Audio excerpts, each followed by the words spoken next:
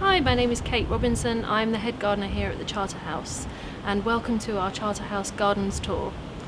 The Charterhouse is an almshouse and historic site, and we have 40 older residents that live here, which is why we are currently unable to open the doors to visitors at the moment.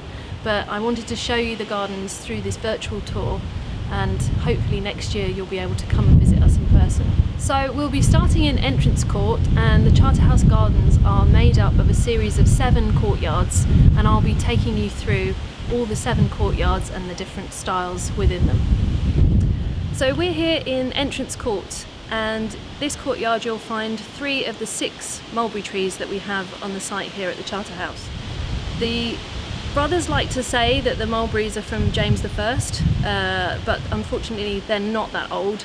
They're probably about 150 years old. We got them tested by a dendrochronologist, and from written evidence it shows that they're probably planted in around the late 1800s.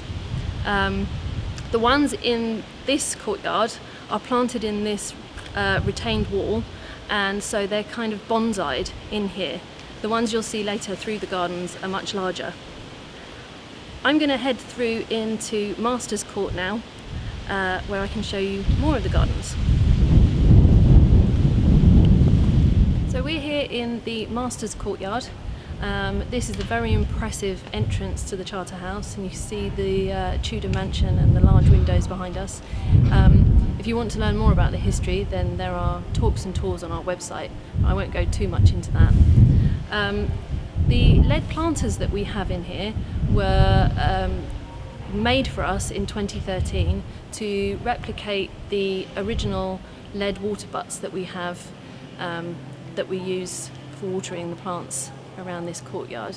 In the planters, they're planted seasonally, so at the moment we've just got scented geraniums and helichrysum and the variegated pittosporum, but I will be changing that up and planting tulips and daffodils for the spring, and then maybe some summer bedding and more flowery things next summer.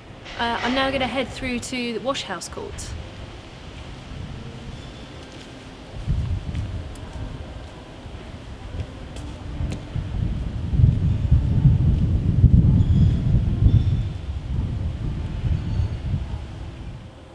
So we're here in Washhouse Court, which was where the washhouse was for the original monastery and the Tudor mansion, and is now where the laundry is situated today for the brothers. There used to be a cherry tree in this courtyard, which sadly died a couple of years ago, but we were able to get the wood from that cherry tree to make some beautiful bowls, which are on sale in our online shop. The tree that we planted to replace the cherry is a Magnolia Seboldii, and it was chosen because it's quite a small tree with shallow roots, but also it has beautiful white flowers, which we thought would be nice because the Carthusian monks' robes were white, and we thought it could represent that. I'm going to move through into the Preacher's Court now.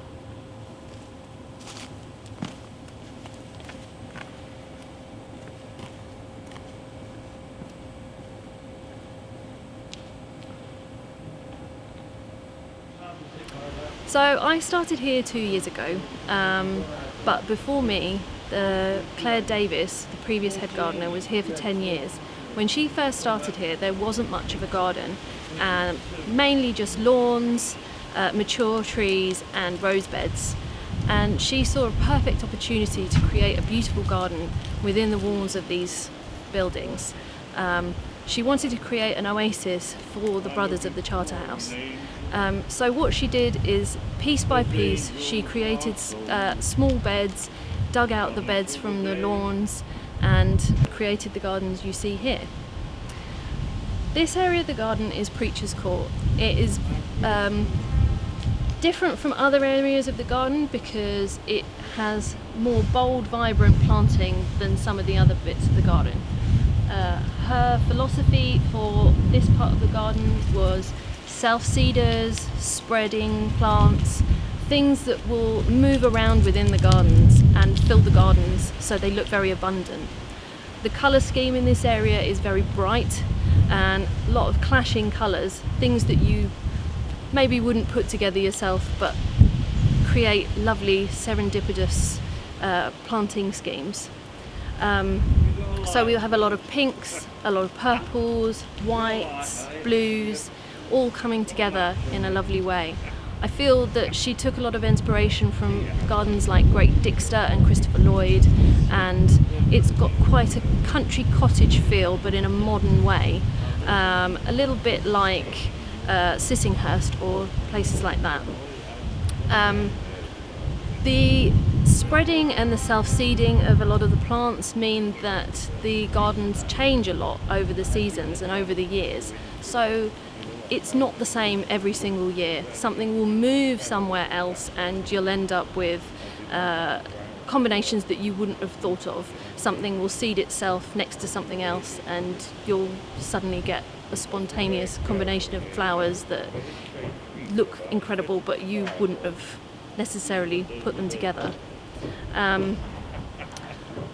The other thing here is that it is a microclimate, so the walls of the buildings mean that there is slightly warmer temperatures in here, so we don't get really heavy frosts, which means that you can put tender perennials in here, and even some annuals will last over for another year, where out of London they would probably die off with this hard frost that you just don't get here. So it means that we can grow things like cannas and dahlias and salvias, and they stay in the ground. We don't dig them up and move them in unless we want to move them around into different places into the garden. And it just also means that we get things self-seeding like echiums, which you tend to get down in Cornwall and places like that, which thrive in this garden. They grow everywhere and they pop up in various different spots all over the garden. Sometimes we have to move them around because they do get quite large, but it means that it's a lovely surprise every year of what's going to be coming up. Changing in the gardens happens when things like the bed behind me that you see, the mulberry trees, there's 2 mulberry trees in this garden. They have a very low spreading habit, and so the branches tend to grow horizontally rather than vertically. They get quite heavy with fruit, they fall, and then they reroot in the ground, forming new trees. Sometimes the branches fall and they don't reroot, and we had to remove them, like this one behind me, which then created a whole new bed that we weren't anticipating.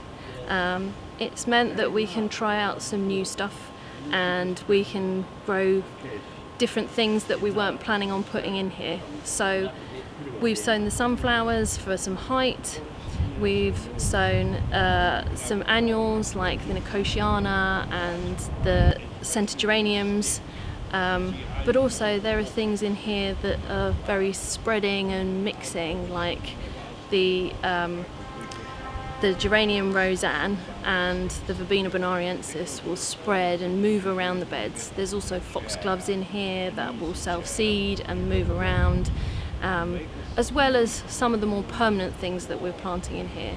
So we're going to plant Tottering by Gently Rose, which is a loose shrubby rose to give more of that kind of cottage garden feel. There's also hydrangeas and anemones that will come up at different seasons, so you've got great seasonal interest in this garden. So the plants that are in this garden, as you can see, they're very kind of spreading and tumbling into each other to give that kind of natural, relaxed cottage feel. But some of the plants are quite unusual, so you have this lovely bright blue Salvia uliginosa, the bog sage. You have the dark purple Salvia armistad, which add great height. Then you also have the lovely mounds of the Aster armistad to give shape in the kind of late summer, along with the grasses, the miscanthus and the calamagrostis that we have further down. The dahlias that are in here are, I think, twinings after 8, but I'm not sure. And we have things like the lovely dark foliage of the agritina, and then the physalis, which is just starting to turn orange now to give that lovely autumn colour. Earlier in the year, these beds are filled with things like tulips and daffodils and spring bulbs, and then now we get into the late summer, autumn time. The cannas really come into their own, and the dahlias, and the richer colours start to really show through.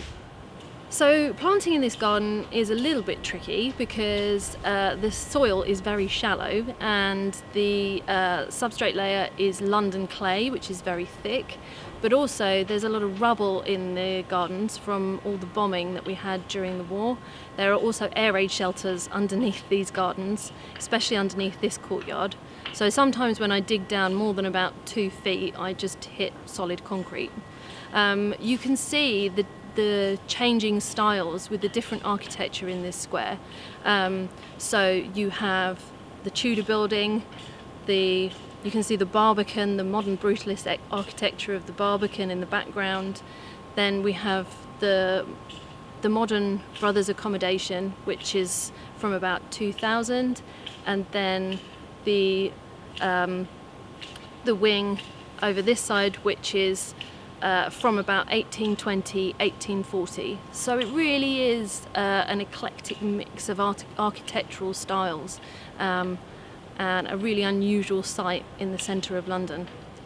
So the planting in here is really for year-round interest. So in the winter we have the amazing stems of the Tibetan cherry, the Prunus cerula, that really has that kind of toffee-coloured bark which curls up and you see through the light.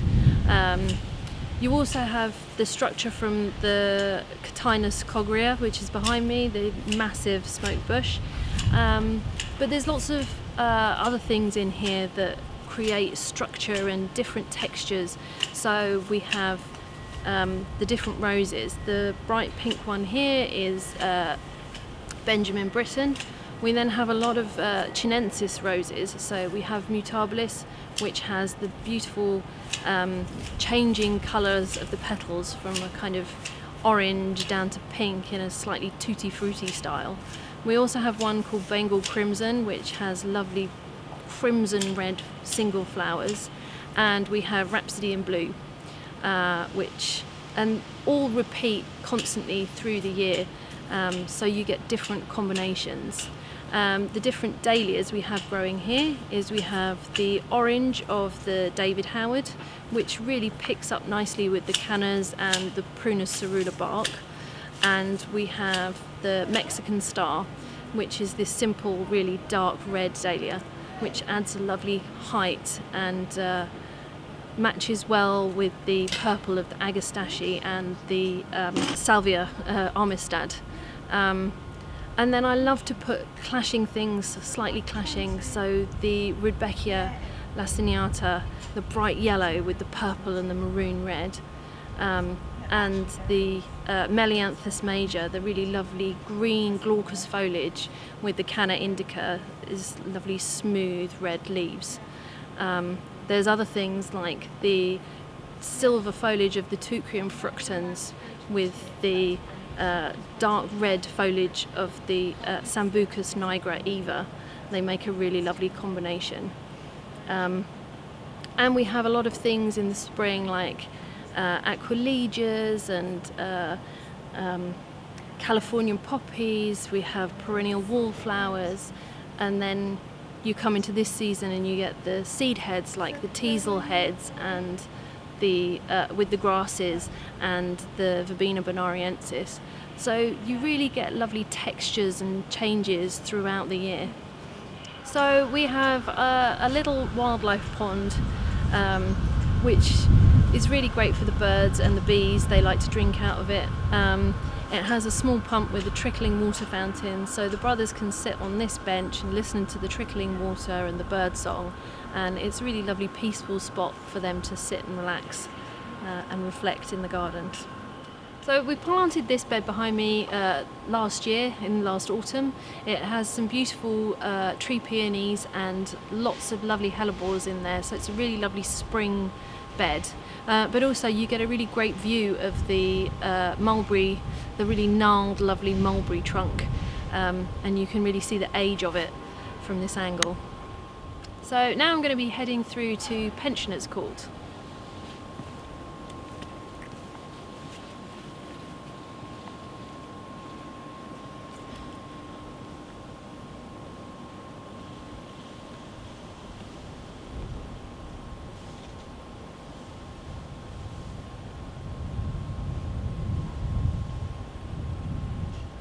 Before we head into Pensioners Court, I just wanted to point out the beautiful wisteria we have growing either side of the archway. This is absolutely covered in flower in kind of May time, but it has been repeat flowering all the way through the year, which is lovely.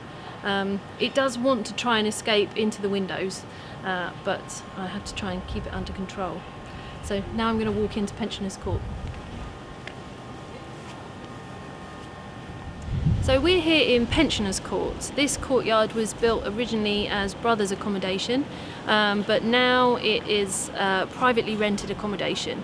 This courtyard was built in between 1820 to 1840, and is quite simple, but it's very lovely planting in here. We have this incredible Magnolia Solangiana on my left, and beautiful Magnolia grandiflora on my right. Fortunately, I don't know how old they are, but I'm assuming that the Solangiana is probably around 50-60 years old, maybe even more. A lot of the trees that were planted here were planted around the 50s, after the bombing and the rebuilding, when the Queen came to visit. The tenants in the rented properties look after their own front gardens, so they do those, but the gardeners here are responsible for the lawn areas and the planting within those. We have these yew hedges with the balls in the corner. Claire specifically asked for yew rather than box because there's a lot of problems in London with box blight, box moth caterpillar, and diseases, and she thought it would just be easier to use yew instead of box. And the yew has been planted here for about 4 years. The hedge works really well, it keeps its shape really well, and we probably clip it about twice a year to keep the shape. I haven't had any problems with it, and it still stays fairly small and neat. Planted within the hedges are roses that are Leah Tutu. It's a beautiful yellow rose. It was chosen because it is very disease resistant. It repeat flowers continuously, and the flowers have a lovely scent and lovely long stems which are really good for cutting and using in flower arrangements. The trees in the centre are Davidia involucrata, the handkerchief tree. They're not doing very well in here, and I think it's probably because, as I mentioned before, we have shallow, rubbly soil underneath, and also there's a bit of a wind trap in this courtyard. It's a bit windy for them here, and I think they get battered around a little bit, so as you can see they're not the healthiest, but you know, we'll persevere, and if we have to change them, we have to change them. So we're going to head through to the Master's Garden now. You will see above my head there are some skull and crossbones above the gateway as you go through. This is because the Master's Garden was originally the graveyard for the brothers.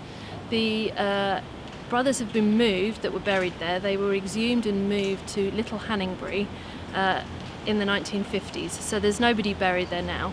But there are still some grave stones on the wall as a reminder of what it was before. So we're here in the Master's Garden. This is the furthest courtyard along, and we have Clerkenwell Road, the other side of this wall, which makes it quite noisy in here. This garden is mainly left as a more wildlife friendly area. We do a lot less tidy gardening in here. We tend to leave the grass a little bit longer. We encourage more wildflowers and self-seeding things in here. It's also very dry in this courtyard and quite shady because there's a lot of very mature trees in here. So anything that can survive in here, it has to hold its own really. So we have a lot of the Japanese anemones, the Xanthidecias do really well in here, things like the Hypericum and the Persicaria work really well, and Fatsias, and the Iris fetidissima is really tough old thing that grows very well down here as well. So things have to be quite tough to survive in this garden. So we have some mature trees in this garden. We have the plane tree, which you can see behind me, which is reportedly the second largest in London, but I don't know how anyone can prove that. We also have a Colereteria, which has beautiful golden flowers. It's the golden rain tree, which did suffer a little last year but is coming back now. It has signs of new growth, which is great, because we were worried we'd have to remove it. We also have the last of the 6 mulberries, which is in the corner, which actually hides our composting area, which is, as every gardener knows, the most important bit of the garden. We also have a small liquid amber tree, which has beautiful red leaves when it comes into the autumn and winter. So it's got some nice things down here, but it's not often seen by many people. So we're now going to be heading into the Norfolk Garden, but firstly I wanted to show you the vegetable garden. This was a box parterre that we replanted with raised beds so that the brothers could grow some vegetables over lockdown, just to promote their health and well-being.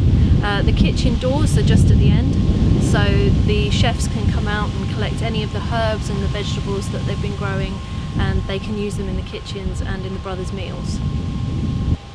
So the sort of things that they've been growing is they've been growing a lot of tomatoes, we have peppers, chilies, salad crops, rockets, we've grown a lot of beetroot and a lovely butternut squash, which is just starting to fruit now. And also they've had a lot of peas and green beans, which are all over now. So we're here in the Norfolk Garden. The Norfolk Garden is called that because the walls that the garden backs onto are the original cloister walls from the monastery that were rebuilt by the Duke of Norfolk when he was under house arrest here. So we call that the Norfolk Cloister, and the garden is attached to that, the Norfolk Garden. This garden is slightly different to the rest of the gardens. It's a bit more secluded, it's shadier, and it's also slightly lower than the other gardens. So it has got a very kind of quiet, peaceful, restful feel to it. And the planting is reflected in that. The kind of colours are a bit more muted than the other colours you've seen in the rest of the garden. It tends to be whites, pinks, purples, mauves, and a kind of more relaxed, restful colour palette, rather than the zingy oranges of the preacher's garden. So the sort of plants that are planted in here were to reflect the monastery and the kind of plants that the monks would have grown. So there's a lot of edible things. So we have 2 medlars, 2 apple trees, a crab apple, and an apricot tree. There's also a lot of herbs, which is why we have the parterre at the beginning. So the monks and the monastery gardens would have been mainly for growing things that they could use and they could eat. But of course, it's also an ornamental garden, so there's a lot of flowers in here as well. And I'll take you through some of the things that are planted in here.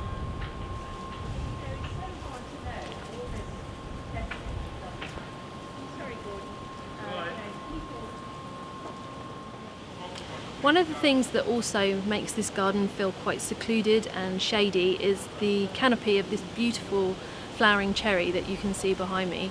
It has amazing double white flowers and gets absolutely covered in blossom in the spring.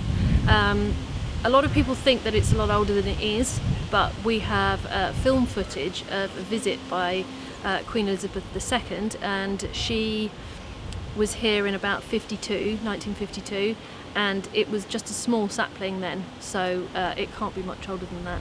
But it is an amazing tree, and it looks really beautiful when it's in blossom. One of the main features in the Norfolk garden is this beautiful agave parterre that you can see behind me. The central agave has been in the same pot for about 20 years. I think it was one of Claire's that she brought here. And then around it we've planted Santolina for the lovely silver foliage, the lovely dwarf blue agapanthus that come up at this time of year, and we grow the cleome, the tall white cleome, which we grow in our greenhouse here from seed, just to add a bit of height. And the cleome are really great because they have this lovely feathery look about them, and they just add a bit of impact into this bed. So some of the plants we have growing in here, we've got the beautiful white phlox, we've got this lovely pink anemone, this is Prince Heinrich, and then we plant mainly kind of, like I say, whites and pinks, so we put a lot of bedding in here, like the white cosmos and the white antirrhinums, and they really brighten up this area, because it can get quite dark with the dark walls and the tree canopy. We also have some beautiful hydrangeas. We have paniculatas, which have the lovely white pointed panicles on them. And we have a lot of plants that really do well in shade. So we have things like the hellebores, the fatsias, the Brunnera. The Brunnera Jack Frost just has a lovely silvery heart-shaped leaf, which really picks up the light. Also, you'll notice around the gardens a lot, like I said, there's a lot of self-seeding and spreading things. So we have the Physalis in here again, and we have the Euphorbia wolfenii, which adds a really lovely all year round structure and shape, with the lovely glaucous foliage and then the beautiful green heads on it later on. And for structure, we have a Euonymus silver queen and a Pittosporum variegatum, that lovely kind of variegated edge, which makes the foliage a bit lighter and the beds a little bit lighter. We also have these obelisks, which were made by a local artist for Claire specifically, with the Talbot dog heads on the top, which the Talbot is part of Sir Thomas Sutton's crest, and she got them made by one of our previous gardeners, made a cast of one of the ones inside the building, and they were remade out of iron to go on the top of the obelisks here. And we have pink rose parade and a blue clematis called Blue Angel, and there are just a few of the flowers left that you can see on the obelisks now. So this is the final part of the gardens. This is the end of the Norfolk Gardens, and you can see the beautiful door into the Norfolk cloister behind me. Again, this is a lovely peaceful spot of the gardens, and we replanted the bed that you can see under the walls. Last autumn we replanted it with a lot more kind of white flowers and variegated foliage to try and really lighten up this area and make it a lot more peaceful. We've planted things in like these beautiful tall white thalictrums, and like I mentioned before, the paniculata hydrangeas. There's ferns in here. We planted some Jacqueline du Pré roses, which have a beautiful white flower with a pink stamen in the centre. There's also things like the comfrey as great ground cover, but it's a lovely white comfrey, and we can also use it as plant food, so we can cut it down, stick it in a bucket of water, and then that makes great homemade plant food for the pots and other parts of the garden. There's also this lovely Davidia involucrata, the handkerchief tree. Now you saw two of them in Pensioners Court, and they were looking a bit sorry for themselves. And this one is incredibly healthy and happy in this nice sheltered spot with the lovely wall behind it. And this gets covered in the handkerchief panicles earlier on in the year, and it really is a lovely tree to look at when it's all out with its bracts. And there's a lovely peaceful bench to sit underneath it, and the brothers come in here and they sit in here and read. and it's a really lovely, tranquil garden. Thank you for watching. I hope you enjoyed the tour. If you want to find out what's going on at the Charterhouse, you can check out our website and sign up for our newsletter. You can also follow us on Twitter at the Charterhouse EC1, or on Instagram, Charterhouse London, or the Charterhouse Gardens. You can also purchase the Gardens book written by Claire Davis in our online shop, so have a look on our website. And I hope to see you in person next year.